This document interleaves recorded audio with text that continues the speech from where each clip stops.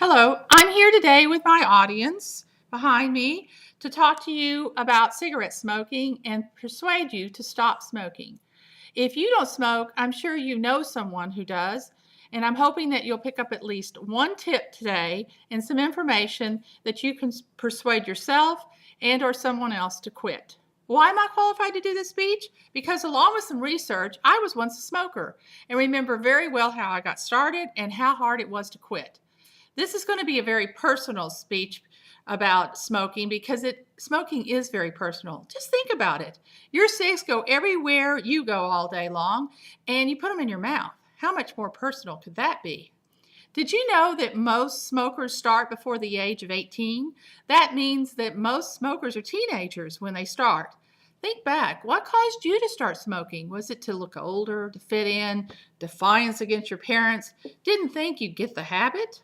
How did that first cigarette taste? Like the poison that it really is? If you knew how addictive it was and how hard it would be to quit, would you have started? So you say, I like smoking.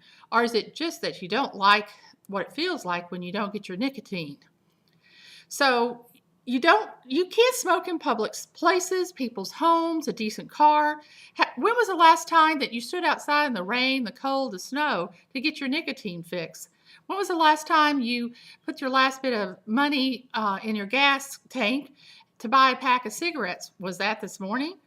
I know you don't like doing these things, but you also don't like the withdrawal symptoms that can occur when you don't have your nicotine. They can be irritability, depression, interruption of sleep, and of course that intense need for nicotine. Well, if you don't quit now, then just face it. The tobacco companies are going to own a piece of your paycheck from now until you either quit or die. Did you know how much you're spending on cigarettes? If you smoke 20 cigarettes a day, you have to earn $2,000 a year to pay for that. If you do that for 10 years, that's $20,000. And there's more costs too. More and more companies are not hiring smokers. You might lose your dream job. They charge more for health insurance. The trade-in value of your car decreases $1,000 to $3,000. Car insurance costs more for smokers. And guess what? These costs are only going to increase.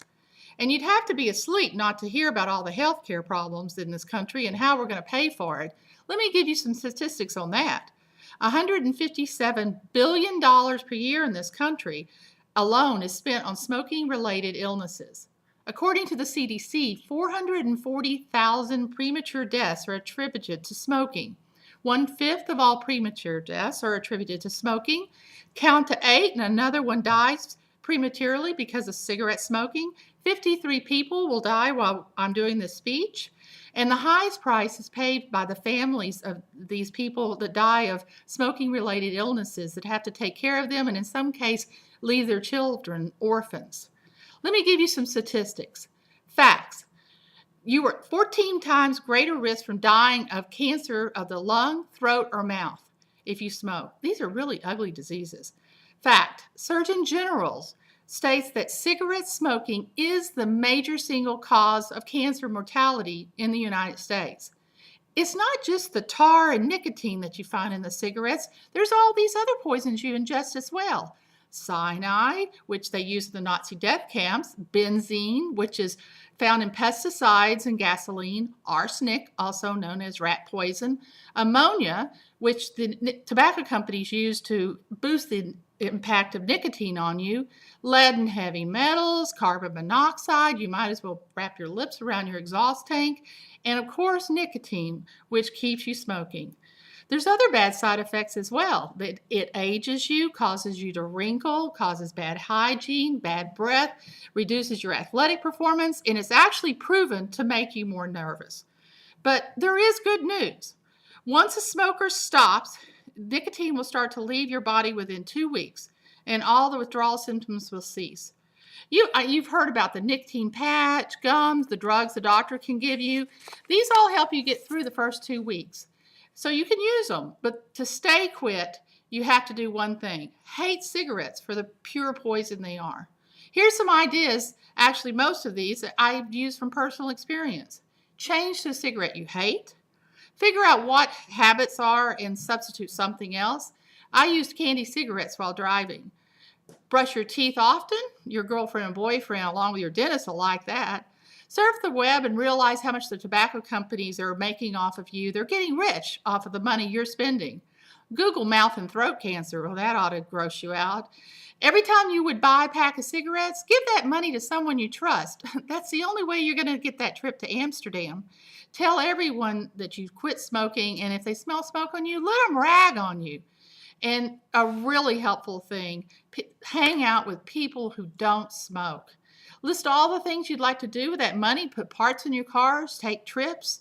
And when you're really getting disgusted because you've gone back one too many times, chain smoke in a small room until you throw up. This one really helps. And the number one tip, keep trying and trying and trying. And guess what? You eventually will stop.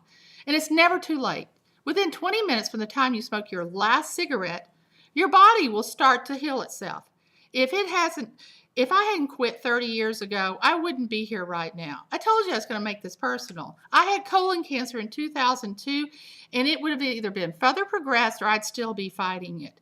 It's not easy, but you can do it. Just keep trying, and it'll stick. Remember, the worst non-smoker is an ex-smoker, and there's a reason for that. They hate cigarettes. It's not good to hate things, but in this case, it's going to save your life. Good luck. Hope you start your journey to being an ex-smoker today. Thank you. Let's see what it is. What is it? It's still running. Still running. Why won't it stop? Stop. Put your exhaust. It's Stop. exhaust on the gas tank.